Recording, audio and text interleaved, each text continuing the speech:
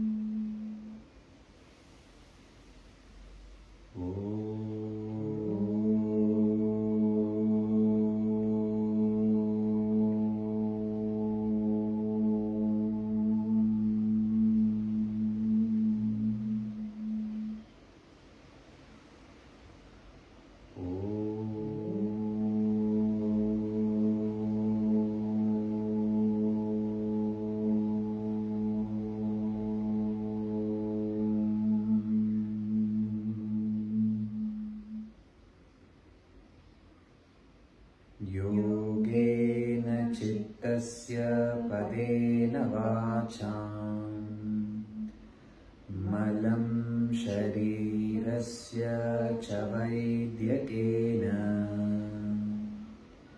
yopakaruttam pravaram muninam patanjalim pranjaliranatosmi Purushakaram Shankhachakrasidharinam Sahasrashirasam Sushvetam Pranamami Patanjalim Pranamami Patanjalim Pranamami Patanjalim Harihi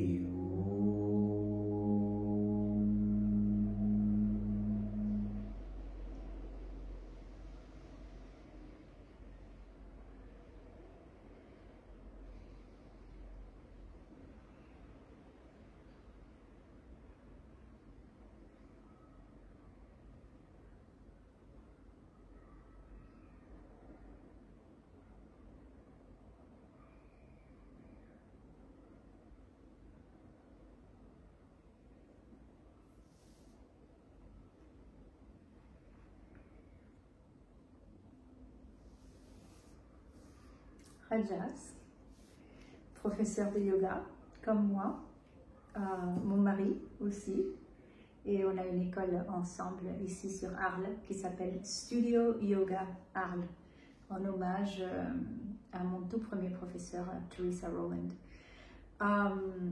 Donc Rajas qui étudie beaucoup la philosophie yogique, ce qu'on appelle aussi la philosophie de la vie.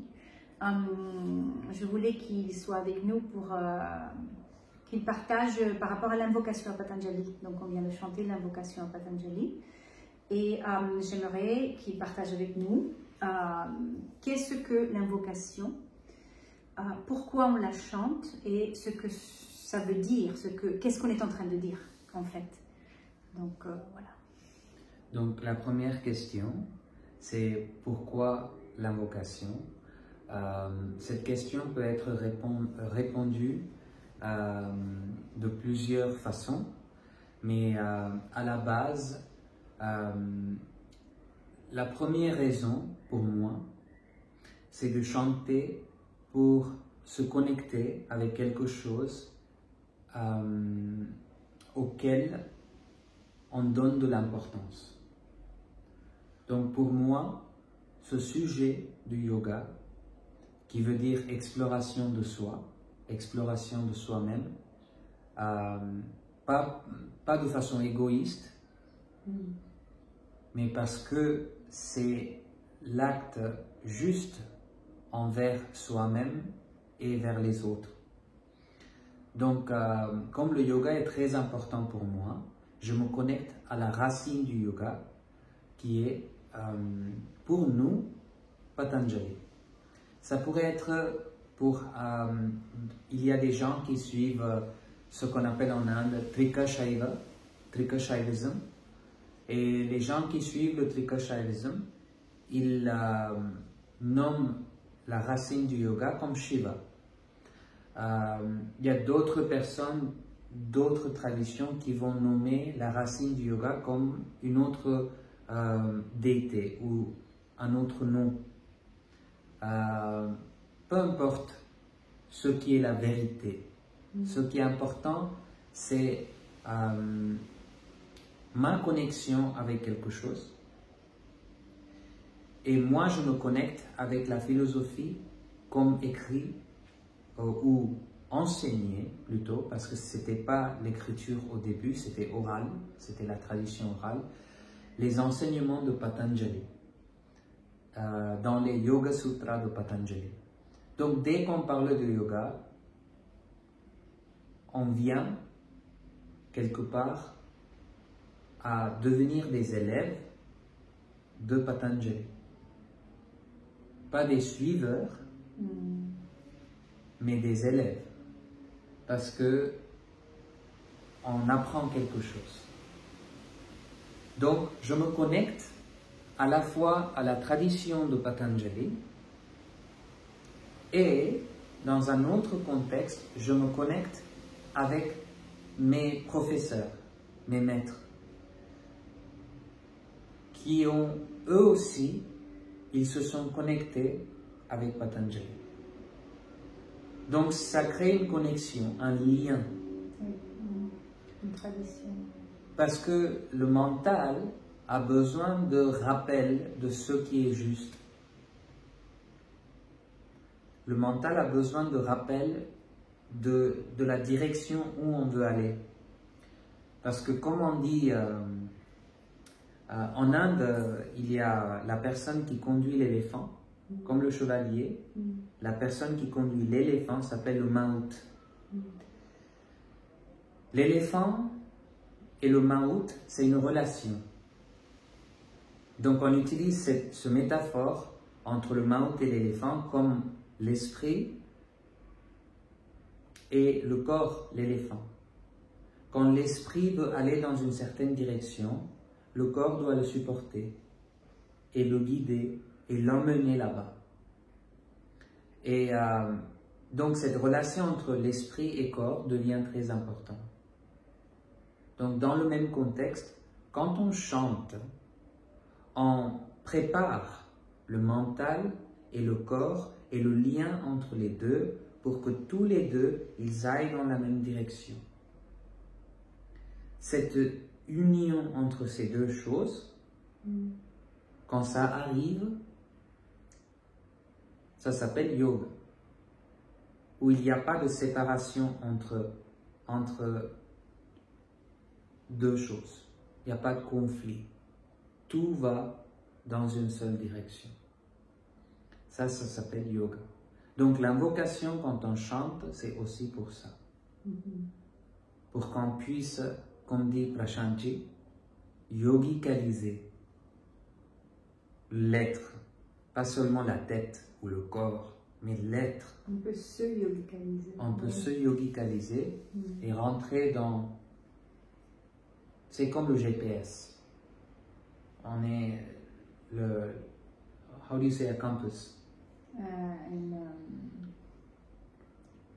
L'aiguille qui montre les directions cardinales. Boussole. La boussole, il doit revenir vers le nord. Ce nord, c'est le yoga. Donc chanter, ça aide avec ça. Ça centre l'esprit et le corps et tout vient en même temps dans le moment présent, ni dans le passé, ni dans le futur, ici et maintenant, prêt pour devenir élève. Même si on est professeur, on est des élèves. Même si on donne des cours, nous sommes des élèves, on apprend des élèves, de nos élèves. Donc on est dans une observation constante. Ça, c'est pourquoi on chante l'invocation. La deuxième question, c'était qu'est-ce que c'est l'invocation qu'on chante? Oui. Qu'est-ce que ça veut dire? Qu'est-ce que ça veut dire? Qu'est-ce qu'on est en train de dire? Oui, on est en train de dire Yogena Chittasya Padena Vacham. Écoutez la sonorité et la prononciation, la clarté de la prononciation, qu'on appelle en sanskrit Ucharane, quand je le prononce. Parce que c'est important, si c'est important pour nous. Si c'est pas important, on peut faire tout, n'importe comment. Pas important de faire bien. Mais si on veut chanter bien, écoutez la sonorité des choses. Yogena Chittasya Padena Vacham Malam Sharirasya Cha Vaidyakena Yopa Karottam Pravaram Muninam Patanjalim Pranjaliranatosmi. C'est la première partie. Yoga pour le chitta. Grammaire pour la parole.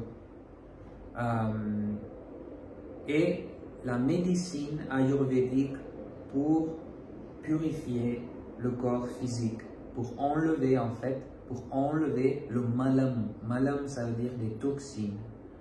Donc Patanjali avait fait 3 grands travaux de très grande importance pour l'évolution d'un humain, l'évolution de l'humanité, pas un humain, l'évolution de la société, l'évolution de l'humanité.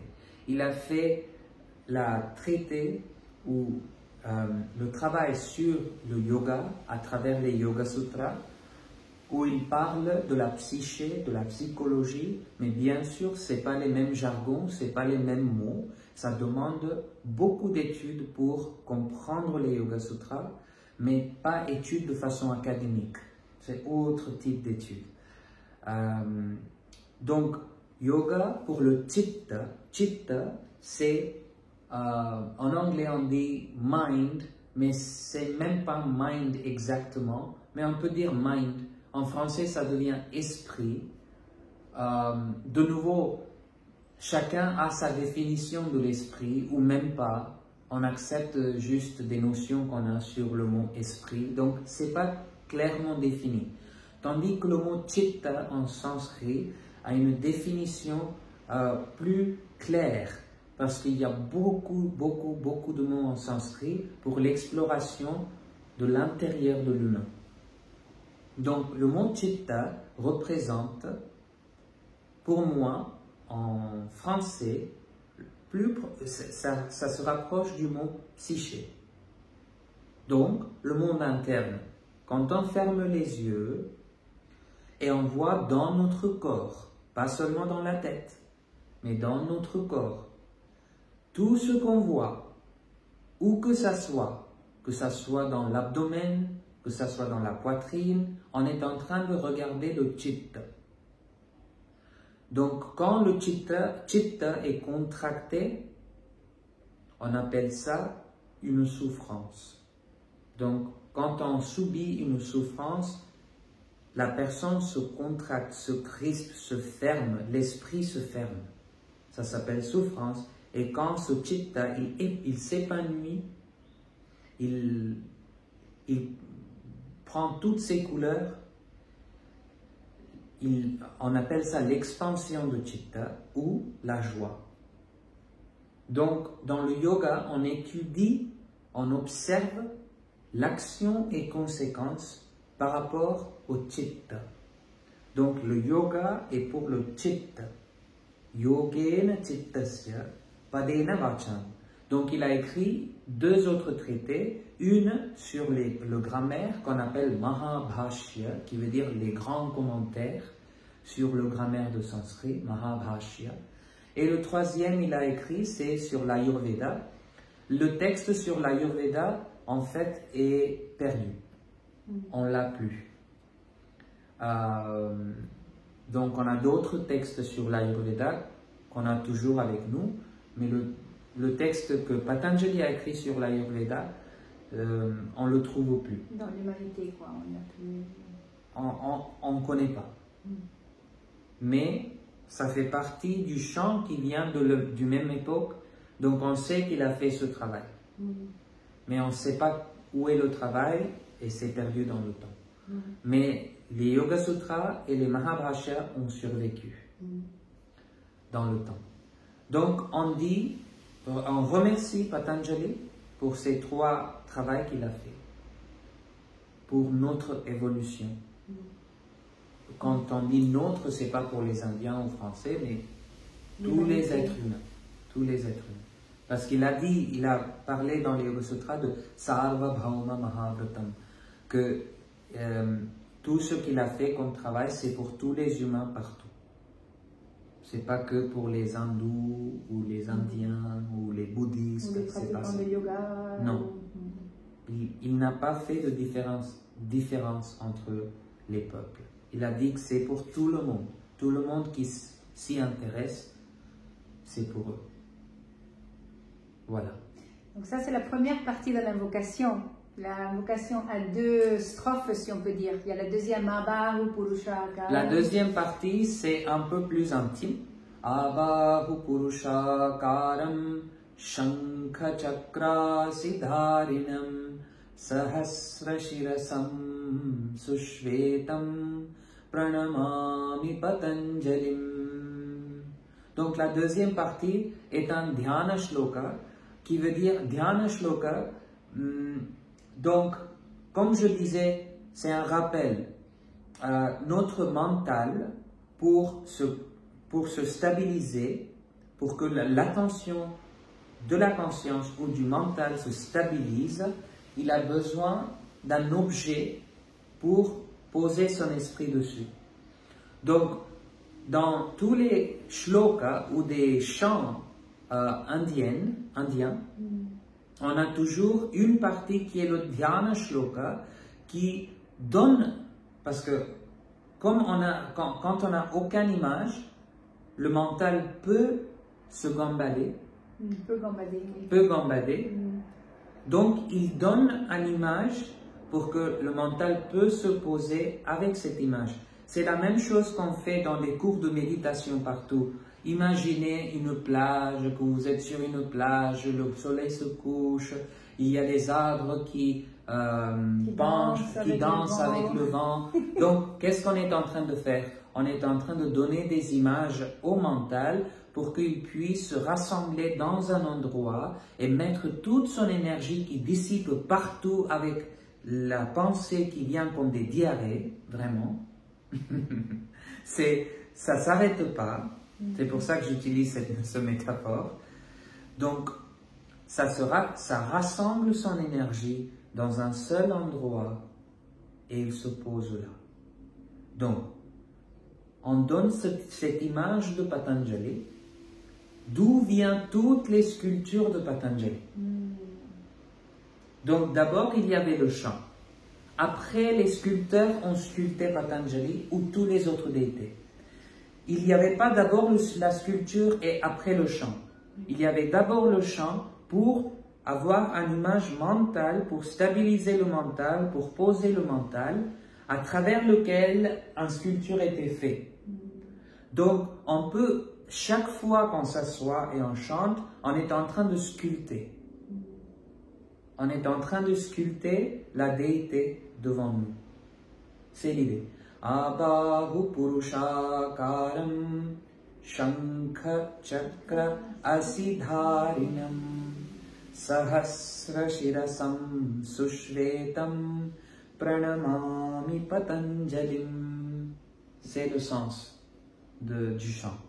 Donc, on est en train de sculpter Patanjali dans notre imagination pour poser notre mental dans cette dimension et ensuite devenir élève, se présenter, devenir humble et apprendre. Une dernière chose. Parce qu'en général, pour ceux qui sont habitués à l'invocation, normalement, on sait Abahu Purushakaram Shankachakra Siddharinam Sahasra Shirasam Shvetam, mais Rajas a dit Su Shvetam. Hein, c'est un peu différent. Je ne sais pas si vous avez capté cette différence, seulement pour ceux qui sont habitués. Hein. Si vous ne connaissez pas l'invocation, on ne le capte pas. Mais voilà. Donc, c'est juste un préfixe pour ajouter très. Donc, Shvetam, ça veut dire brillant, comme en fait le blanc du soleil. Quand le soleil brille très fort, c'est la lumière blanche. Donc, c'est cette lumière blanche qu'on appelle Shveta. Shveta. Donc, la lumière de Patanjali, c'est blanc. Sahasra Shirasam, c'est 1000 têtes. Ces 1000 têtes sont brillants parce que 1000 têtes on dit pour Adishesha, ça vient de la mythologie indienne. Adishesha, c'est un serpent avec 1000 têtes. Donc ces 1000 têtes brillants avec la lumière blanche. Donc au lieu de dire brillant, mon maître a décidé d'ajouter très brillant. C'est tout. Sushvetam, très brillant. Shirasam, like Shirshasana. Shirshasana, Shirasam. Shirasam, c'est les têtes. Shirsa. Ah, ok. Même en Canada, Shirsha, ça veut dire le titre d'un chapitre. Shirsha. Ah, ok. Voilà. Ok. Rajas, il a un groupe avec qui il se rencontre en Zoom et certains élèves locaux une fois par mois. Philosophie yogique, c'est un partage, une discussion, une conversation. En fait, c'est pour moi un endroit où je peux partager tout ce contexte derrière la pratique des postures. Et bien sûr que ça va ajouter quelque chose de très positif à la pratique physique parce que ça nous connecte avec la racine de la pratique des postures. Les postures, c'est un contexte pour quelque chose d'autre.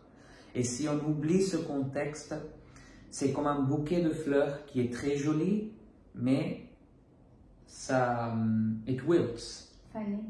Ça fane. Mais quand on se connecte avec tout ce qui est derrière, c'est comme une plante de fleurs avec des racines qui va faire des fleurs tous les ans. C'est ça la différence. Donc, il faut vraiment se connecter avec cette racine pour que ça soit quelque chose de très profond. Sans dire j'aime, j'aime pas, je vais voir ce que c'est. Juste viens pour venir ou juste être là pour écouter, pour ouvrir ses yeux et ses sens, écouter et laisser les choses juste être, sans rejeter, sans accepter. Donc on fait ce travail avec les gens qui viennent. Donc ce n'est pas prêcher, on ne prêche rien, on parle des choses difficiles, mais pas personnelles et intimes, mais on parle des sujets qui sont présentés dans les Yoga Sutras, qui nous fait voir soi-même. Donc c'est Svadhyaya, comme dit Patanjali dans les Yoga Sutras, comme je ne sais pas si c'est Socrate ou Platon qui a dit, connais-toi toi-même. Donc c'est exactement ce processus, la recherche des Yoga Sutras. Connais-toi toi-même. Merci. Merci. Merci à vous tous. À une prochaine. À une prochaine. Oui. À bientôt.